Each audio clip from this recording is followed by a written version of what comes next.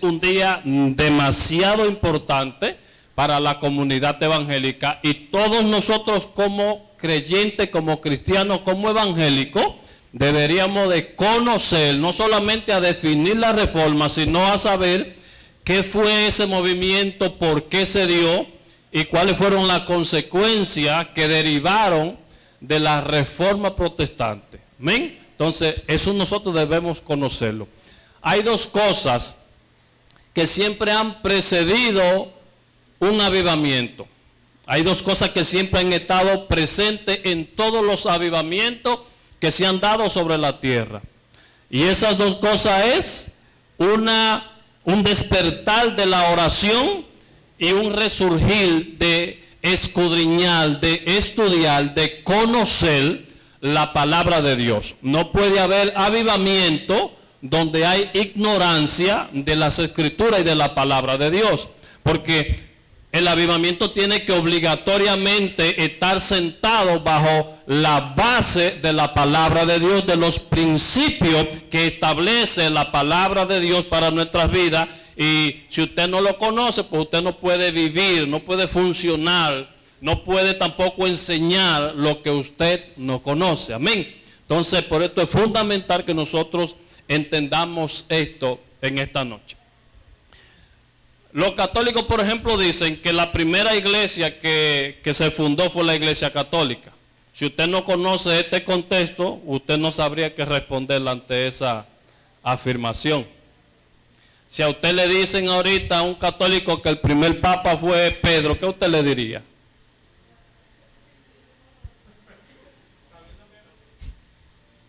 Si usted no tiene cómo refutar lo que alguien le dice, entonces usted está feo. Entonces, por eso es necesario que escudriñemos las escrituras. Así que en esta noche yo solamente voy a ocupar los minutos que tengo para que hablemos un poco acerca de la reforma protestante. Y no quise hacerlo así como tan rápido, porque si le hablo solamente de la reforma en sí, usted se quedaría cojo. Si no le hablo primeramente del precedente de todo eso, de qué fue lo que llevó a la reforma o por qué fue necesaria la reforma o qué se estaba reformando, entonces nos quedaríamos cojos.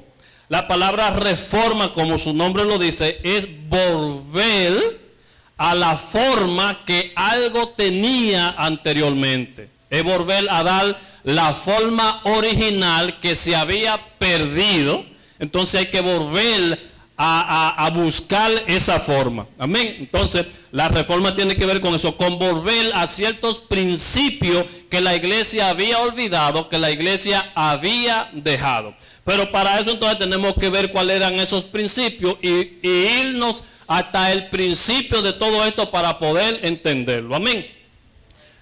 Como bien ustedes saben, la iglesia cristiana inició en el siglo I, o más bien dicho, alrededor del año 33, sí, del siglo I, pero alrededor del año 33 después de Cristo. Obviamente después que Cristo muere y resucita, encomienda a sus discípulos, a sus apóstoles, a continuar con la obra, con la enseñanza que Él le había dado a ellos. Y ahí inicia la iglesia como tal. Entonces, conocemos todo lo que simbolizó lo que se dio alrededor del año 1.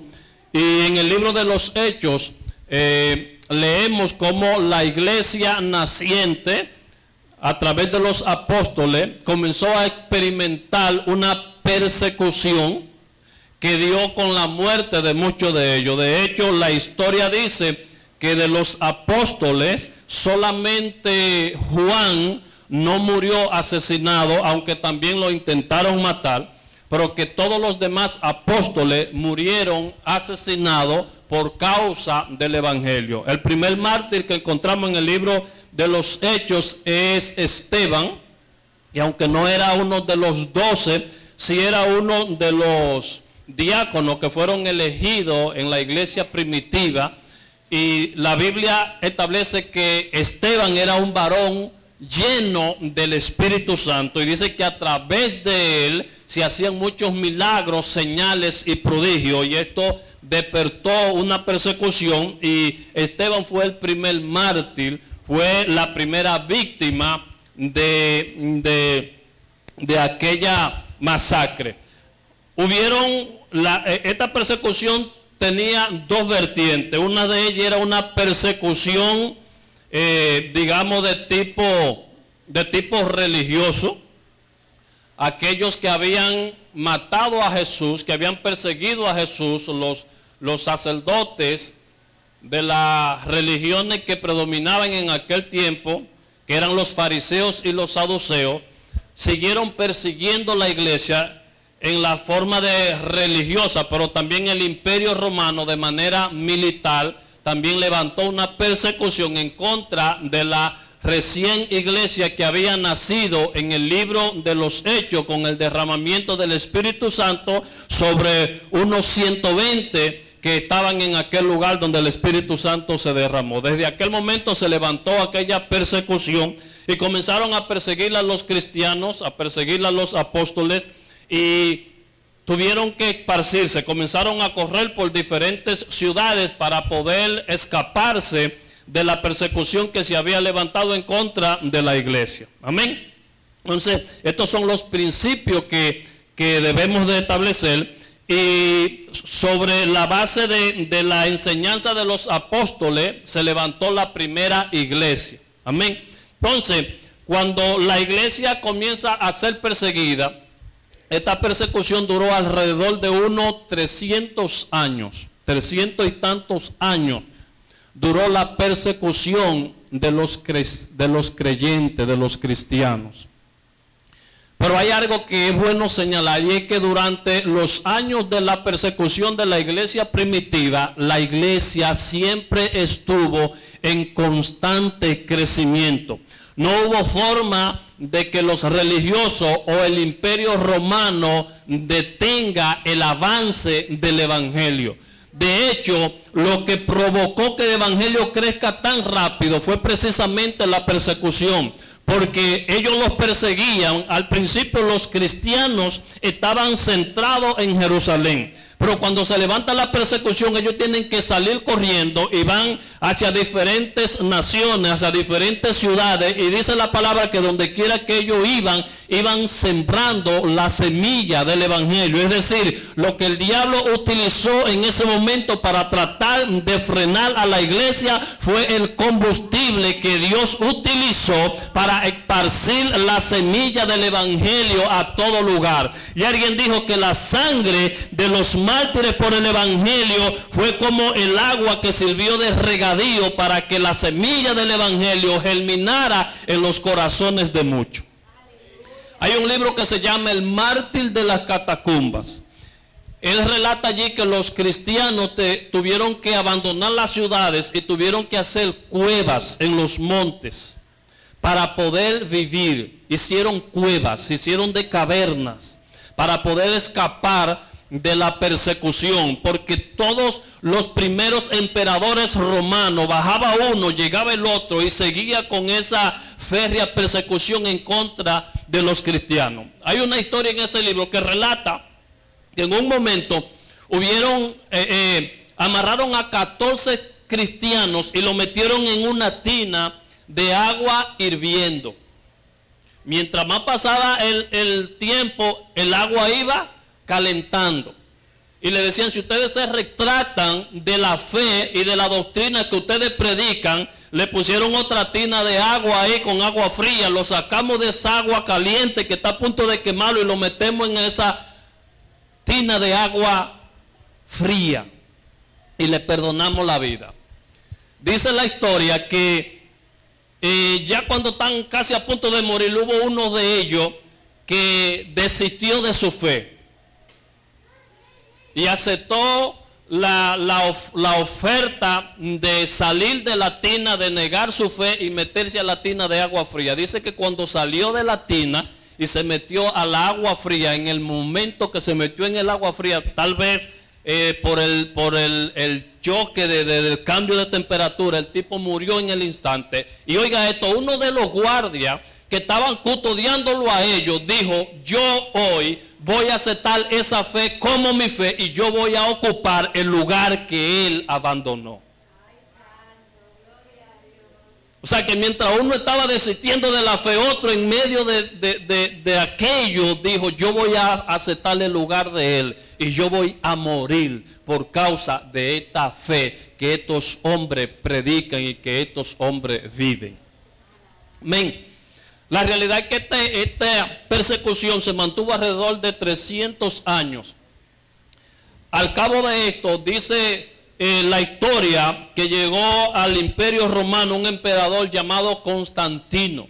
Y cuando Constantino llega al reino de los romanos, dice que Constantino decidió abandonar la persecución en contra de los cristianos y él mismo supuestamente se convirtió al cristianismo y declaró el cristianismo como la religión oficial del Imperio Romano. Recuerden que estamos hablando de un imperio que era el conjunto de muchas naciones, es decir, que cada nación venía con su Dios. Hasta ese momento le habían permitido a cada nación seguir adorando a su Dios porque esa adoración no ofrecía ningún peligro al Imperio Romano. Sin embargo, la persecución era contra los cristianos. Pero cuando Constantino supuestamente se convierte al cristianismo y declara el cristianismo como religión oficial, como la religión principal, como la religión más importante del Imperio Romano, allí la cosa tuvo una dirección diferente. Mire esto, durante 300 años y pico de persecución, la iglesia nunca dejó de crecer.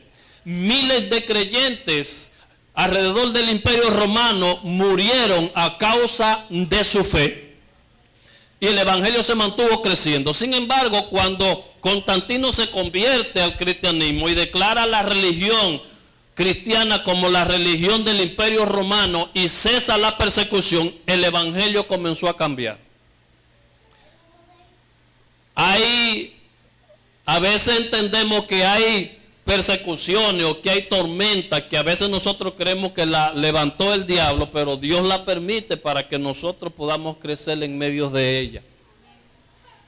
Cuando la bonanza es buena, cuando hay bonanza, cuando las olas del mar están tranquilas y mecen de aquí para allá y de allá para acá nuestra barca, como que nosotros nos adormecemos, ¿verdad? Y se nos olvida quiénes somos y para qué estamos ahí. Pero cuando la ola viene, como pasó en el mar, el ministerio de la palabra y de la oración. Y delante de las autoridades romanas, Pedro le dijo, cuando ellos le querían que Pedro abandonara la fe, que los apóstoles abandonaran la fe, Pedro le dijo, antes bien es necesario obedecer a Dios antes que a los hombres. Así que durante hubo persecución, la iglesia estuvo creciendo. Nada pudo detenerla, pero cuando hubo bonanza, cuando hubo quietud, la iglesia comenzó a perder su identidad. Y Constantino declara el cristianismo como la religión oficial del imperio. Y entonces comenzaron a dársele cargos importantes a los líderes religiosos. Oiga qué estrategia del enemigo. Como el enemigo se dio cuenta que a través de la persecución no iba a poder detener el avance de la iglesia, entonces optó por una nueva fórmula, una quietud. Y comenzaron a darle cargos importantes a los líderes cristianos, de modo que muchas personas ya venían al evangelio no porque amaban a Dios, no porque amaban las escrituras, no porque querían servirle a Dios, sino por las prebendas, los beneficios que simbolizaba o que representaba ser parte del liderazgo de la nueva iglesia. Y la iglesia perdió su identidad. La iglesia se olvidó de la palabra. Y es en ese tiempo donde realmente surge el papado. Así que es mentira cuando le dicen a usted que Pedro fue el primer papa de la iglesia católica. Pedro no fue ningún papa. Pedro fue apóstol de Jesucristo. Amén. Y fue alrededor ya terminando el año 300, llegando al año 400, al siglo IV, cuando realmente en ese periodo es cuando surge el papado y cuando se comienza a hablar de la Iglesia Católica. Y la Iglesia perdió completamente su identidad y los líderes religiosos se mezclaron con el gobierno, se mezclaron con el imperio, perdieron su identidad. Y la iglesia cristiana, como se conocía esos 300 años anteriores, una iglesia de santidad, una iglesia de rectitud, una iglesia obediente, una iglesia que respetaba la palabra de Dios, comenzó a cambiar totalmente. Y entonces surgió todo un sistema totalmente diferente, totalmente diabólico, totalmente antibíblico. Y comenzó entonces a situarse la palabra del Papa a la par de la palabra de Dios. De hecho, no solamente a la par de la palabra de Dios, sino por encima de la palabra de Dios. Porque cualquier cosa que el Papa dijera, aunque contradijera la palabra de Dios, era aceptada, era obedecida y era tomada como palabra de Dios. Al Papa se le comenzó a llamar el sumo pontífice. La palabra pontífice significa puente. Y el Papa decía que él era el puente entre los hombres y Dios. El puente entre los hombres y Dios, sustituyendo a Jesucristo, que se presenta como el único mediador entre Dios y los hombres. Entonces, la Iglesia Católica, hubo algo que desencadenó la reforma. Voy un poco rápido por el tiempo. Hubo algo que desencadenó la reforma protestante. Y es que en el 31 de marzo, el Papa León X promulgó una bula por la que concedía la indulgencia. Esto es el perdón de los pecados a todos los fieles que contribuyeran económicamente a la construcción de la Catedral de San Pedro. Escuche esto, habían dos motivos principales. Uno era la construcción de la Basílica de San Pedro y otra era el financiamiento de la guerra de Europa contra los turcos. Ustedes saben que los turcos en ese tiempo comenzó a crecer la religión de los musulmanes, y ellos, para contrarrestar la religión musulmana que estaba en creciente nacimiento en ese tiempo en los países árabes, entonces la Iglesia Católica declaró guerra en contra del imperio turco, que también se le llamaba el imperio otomano, porque ellos no se sometían a lo que la Iglesia Católica enseñaba, a lo que la Iglesia Católica hacía, sino que ellos adoraban a otro, tenían su propia religión. Entonces la Iglesia Católica se inventó de las indulgencias para financiar la guerra y para construir la Basílica de San Pedro. Escuche esto, a cambio de dinero. Si usted daba dinero, a usted se le vendía una indulgencia para que usted llegara al cielo. Exactamente, era un pergamino, como un documento. La Iglesia Católica, ahí como le comunico la idea. Bueno, las indulgencias tenían que ver con dinero. Entonces imagínense cuál era el destino de los pobres. Los pobres no tenían oportunidad de llegar al cielo, o ellos habían dicho que todos iban al cielo, pero se inventaron también ahí el purgatorio. Decían, bueno, todos vamos a ir al cielo. Y como ellos bautizan a los niños, ellos decían que cuando se bautizaba al niño, el niño quedaba exento del pecado original o del pecado heredado, pero que a través de la vida de esa persona que pecaba, a través de su vida, a través del tiempo, entonces esos pecados que la gente cometía después de ser bautizado tenían que pasar por el proceso del purgatorio, para que en el purgatorio fueran purificados para poder entrar al cielo.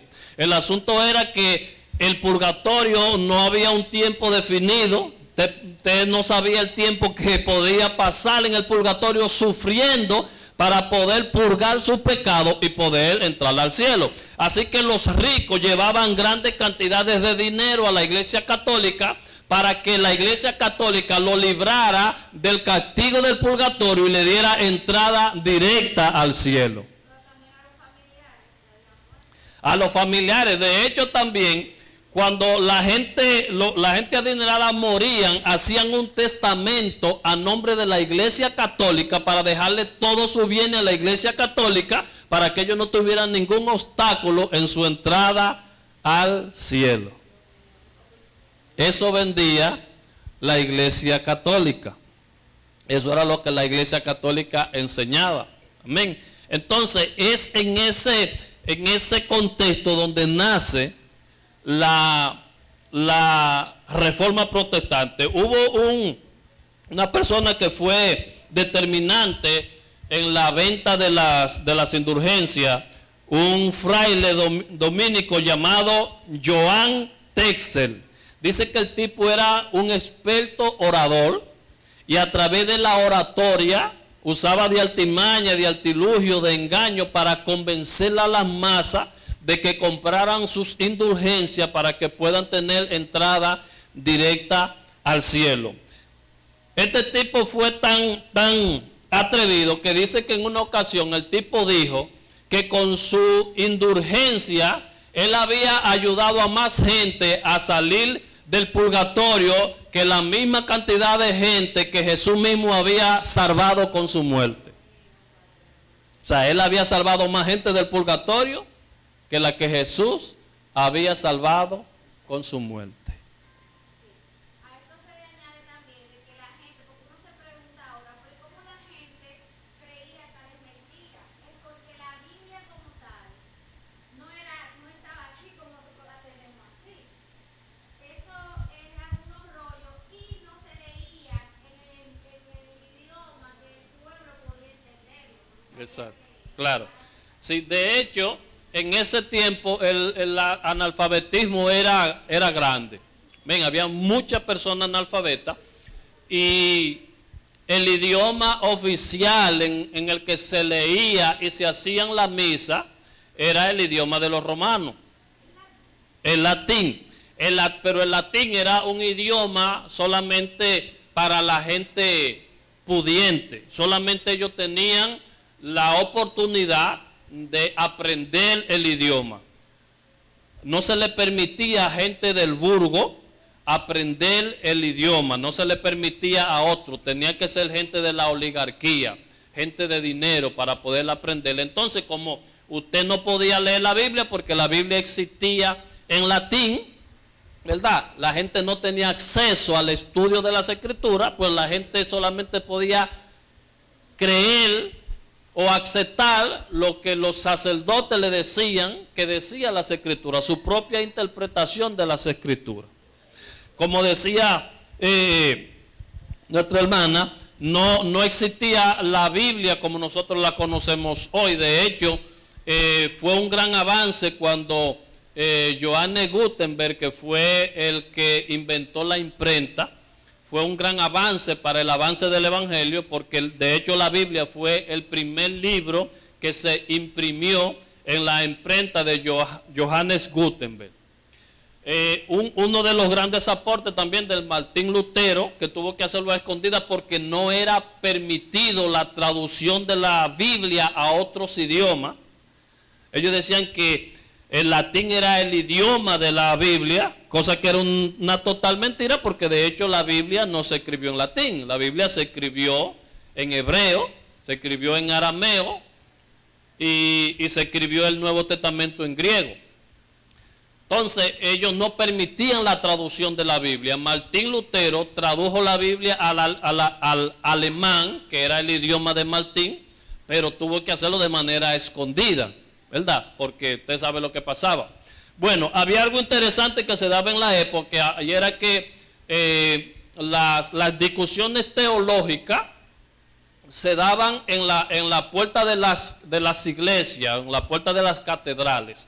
Por ejemplo, como hoy yo tengo un postulado teológico y lo posteo, por ejemplo, en mi página de Facebook o en cualquier red social, en ese tiempo eran en las puertas que se hacía. Yo, por ejemplo, tenía una teoría o algún estudio teológico, lo ponía en la puerta de la catedral, y si alguien entendía que yo estaba equivocado, hacía una contra tesis de lo que yo había postulado, y así se daban las discusiones. Por eso fue que Martín Lutero clavó en la puerta de la iglesia de Wittenberg las 95 tesis que luego fueron reducidas a lo que hoy nosotros conocemos como las 5 solas. Una revuelta tremenda en la iglesia católica, dado que Martín Lutero es un sacerdote de la iglesia católica. De hecho, antes que Martín Lutero se habían levantado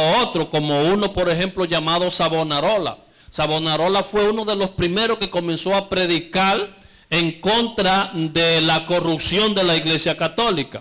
Pero a Savonarola, ¿usted sabe lo que hicieron? Lo agarraron y lo ahorcaron, y después que lo ahorcaron, lo quemaron. La iglesia católica tenía la hegemonía del poder en ese momento. La iglesia católica era quien ponía y quitaba reyes. Ellos nombraban a los gobernadores, ellos eran los que determinaban la guerra. El poder estaba concentrado en la mano de una iglesia que decía ser la representante de Dios en la tierra. Entonces, como ellos tenían el poder, nadie más se atrevía a contradecir lo que la iglesia decía. De hecho, ustedes han escuchado seguro hablar de un hombre llamado Nicolás Copérnico, ¿verdad? Nicolás Copérnico fue el inventor del telescopio, y fue el primero que propuso que hasta ese momento la iglesia católica decía que el sol y la luna giraban alrededor de la tierra. O sea, que la tierra era estática y que el sol y la luna giraban alrededor del sol. Fue Nicolás Copérnico quien descubrió con el telescopio que era todo lo contrario, que el sol y la luna eran estáticos y que en realidad la tierra era quien giraba alrededor del sol. Eso, usted sabe qué pasó, le costó la muerte a Nicolás Copérnico. Se levantó después otro científico llamado Galileo Galilei, que también habló de esa teoría de Nicolás Copérnico, y él tuvo que retractarse de lo que había dicho para poder salvar su vida. Entonces, cuando Martín Lutero se levanta dentro de la iglesia católica, siendo él un sacerdote de la iglesia católica, y se levanta a decir que todo lo que la iglesia católica estaba enseñando era falso y que las indulgencias eran farsas. Entonces, a Martín Lutero dice que el rey Carlos lo citaron como un consejo de guerra. Martín Lutero va pensando que a él se le va a dar la oportunidad de él defender lo que él cree y lo que él había escrito, porque él había escrito muchos libros sobre lo que él creía y lo que él decía de las escrituras. Pero para su sorpresa, a Martín Lutero solamente se le hicieron 2 preguntas. La primera era, dice que había en una mesa todos los escritos de Martín Lutero, y le preguntaron, ¿todos esos escritos son autoría suya? A lo que Martín Lutero contestó que sí. La segunda pregunta era, ¿está usted dispuesto a retractarse de todo lo que usted ha escrito en esos libros? A esa pregunta entonces Martín Lutero pidió que le dieran tiempo, y le dieron 24 horas. Al cabo de esas 24 horas, cuando se reúnen de nuevo, Martín Lutero le dice, yo estoy dispuesto a retractarme de todo lo que he escrito, siempre y cuando ustedes me demuestren que yo estoy equivocado. Y no me valen las palabras del Papa o la palabra de los concilios, porque las escrituras demuestran que muchas veces ellos se han equivocado, y no solamente se han equivocado, sino que se han contradicho. Y Martín Lutero dijo, yo no estoy dispuesto a retratarme de nada de lo que he dicho, porque todo lo que he dicho lo he dicho basado en las escrituras y mi conciencia, así mismo lo dijo, mi conciencia está prisionada por la verdad que es escrito en todos esos versículos que yo he tomado de las escrituras. Si alguien tiene la osadía de demostrarme que yo estoy equivocado, entonces yo me retracto de todo lo que he enseñado y de todo lo que he dicho. Amén, gloria a Dios. Dicen que el libro que Dios usó para abrir los ojos del entero fue el libro de Romanos. Sería bueno que todos leyéramos ese libro, que no es tampoco, ni siquiera los sacerdotes de la Iglesia Católica tenían acceso a todas las escrituras. Dios permitió que Martín Lutero se topara con ese libro de Romanos, que dice, el pastor Juan Pablo me corrige, que como el que quería iniciar en el sacerdocio, no es de que yo voy a entrar aquí como sacerdote, no, tenía que pasar como si fuera a milicia, por diferentes rangos. No, ellos podían inscribirse en los seminarios y pasar por diferentes cosas. Entonces, que él, en una ocasión que estaba haciendo una de las asignaciones en el monasterio donde él servía, vio unos libros que estaban hasta resguardados con cánones. Entonces, eso le dio mucha curiosidad, qué era lo que estaba ahí guardado, que era tan confidencial como para que no tuviera acceso a todo el mundo. Entonces, que así fue que se topó con el libro de los Romanos y comenzó a leer Romanos. Romanos, señores, habla acerca de las 5 solas que el pastor Juan Pablo nos va ahora a disfrutar. Entonces, a raíz de esto es que el Señor como que permite, ¿verdad?, que se le haga esta revolución y él comienza a cuestionar eso que él venía creyendo desde hace mucho, porque no es que desde un principio él sabía que estaba mal, es que Dios se lo reveló a través de su palabra. Gloria a Jesús. Bien, entonces, las 95 tesis que Martín clavó en la puerta de Wittenberg se han reducido a cinco frases o a 5 postulados que voy a citar. Si alguno leyó lo que envió nuestra hermana al grupo, ahí ella fue lo que ella envió. Y la primera es sola gracia. O sea, esto es lo que Martín Lutero redactó y esta es como una condensación de todo lo que él postuló. Primero, sola gracia. Busquen su Biblia, los que tengan Biblia por ahí, que les voy a dar alguna cita para que vamos rápido. Estamos un poquito, por eso es que esto hay que hacerlo con tiempo, porque yo voy corriendo precisamente para poder llegar aquí. Hay mucha información. Alguien me busca Efesios capítulo 2, versos 8 y 9. ¿Alguien más con Biblia? ¿Quién más tiene Biblia? Levanten mano, por favor. ¿No trajeron Biblia? Ya. Y Belice tiene Efesios 2, 8 y 9. Alguien que me busque a 2 Timoteo. Edwin, búscame 2 Timoteo 3, 16 y 17. ¿Quién más tiene Biblia? Jessica. Romanos 5, 1.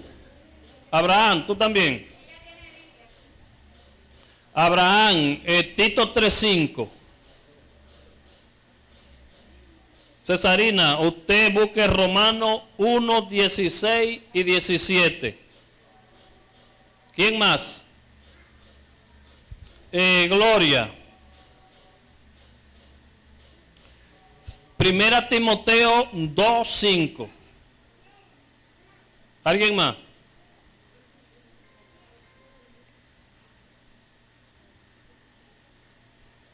¿Y tú, Rangeli? ¿Te di cita? ¿Te di una? Pues habla, Rangeli, por favor. Romanos 1, 16 y 17. A Gloria le di 1 Timoteo 2, 5. Rangeli.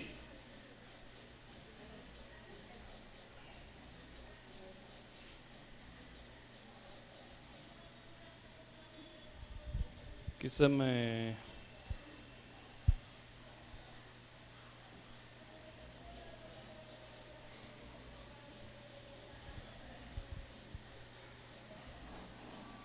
¿Quién tiene la primera cita? Me la léela. Entonces, la primera sola gracia. Efesios 2:8-9. Porque por gracia sois salvos por medio de la fe. Y esto no de vosotros, pues es don de Dios. No por obras para que nadie se gloríe. Repite eso de nuevo. Porque por gracia sois salvos por medio de la fe. Y esto no de vosotros, pues es don de Dios. No por obras para que nadie se gloríe. ¿Usted escuchó eso? Amén. Sola gracia. Dice que la salvación es por gracia, no por obra, para que nadie se gloríe.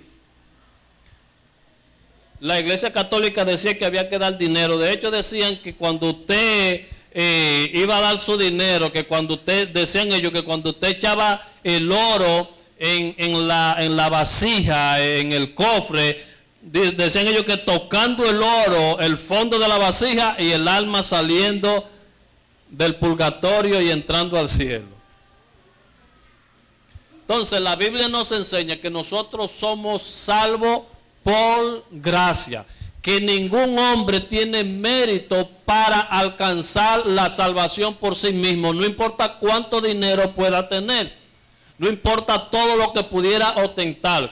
Entonces, esto le dio duro a la Iglesia Católica porque los grandes, los poderosos, los oligarcas decían, bueno, si somos salvos por gracia y si todos somos hijos de Dios de manera igual, esto nos coloca a nosotros al nivel de todo el mundo.